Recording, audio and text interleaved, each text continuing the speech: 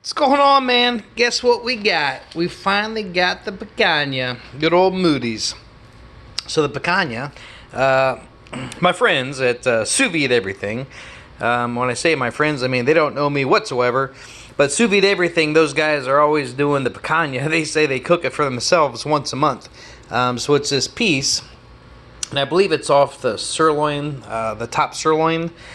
But the grain is going this way, so I'm going to cut it into steaks like such, because when it goes on the plate and then you cut it like this, it's going to be cutting, well, when you cut it like this, it's going to be cutting against the grain, as opposed to cutting it like such into small little steaks. So we'll maybe trim the fat off just a little bit more, and then we'll sous vide and rock and roll. Hold on, please.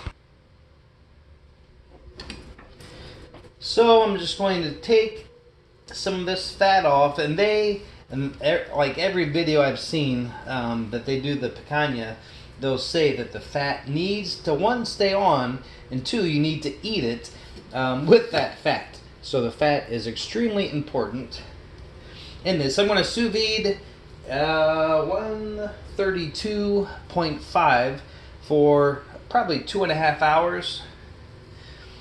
And then we'll give it a nice sear. I'm just only going to put salt on here. They kind of also talk about, they'll season typically salt, pepper, and garlic with mostly all the meats, but the picanha, only salt. So again, that grain is going this way, so I'm going to cut with the grain, and a lot of times we cut against the grain.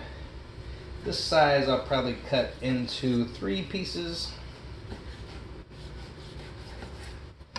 So we have our picanha steaks.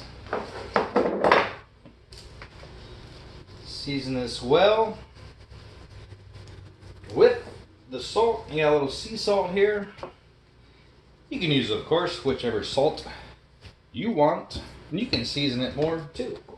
But I'm doing what they said. I'm trusting the picanha experts. And so we're looking pretty good there. So we'll put it in the bags and back it up. Got 2 bags out, but it looks like I will only need 1. So we'll put these in, make sure they're barely touching, if they are touching.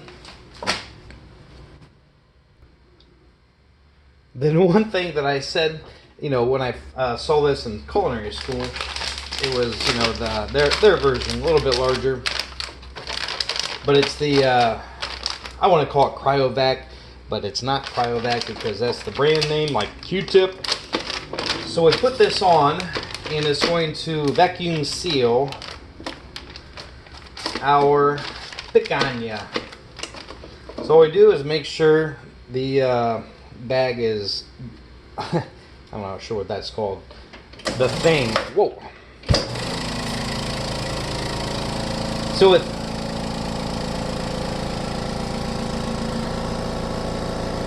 guess I want you guys to see this. I was going to stop it, but yeah, we've got 17 more seconds. So it's just like the regular, the bag, vacuum bags. Can't even really talk right now. I'm so excited.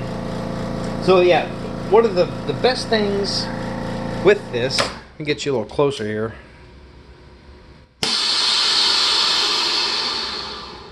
Oh, look at that. We've got our picanhas all beautifully packaged. Now we're gonna go over here to the sous vide, 2.5 hours, and then give it a sear. Water's just about there, so I'm going to go ahead and put it in now. We're going to, well, looks like we don't have to weight it down. I'm going to throw one in there just in case. Sometimes the bags will like to float. We want to keep it submerged. So again, it's going to cook at 132, 2.5 hours. Pull that out, we'll dry it off and give it a sear. Adios!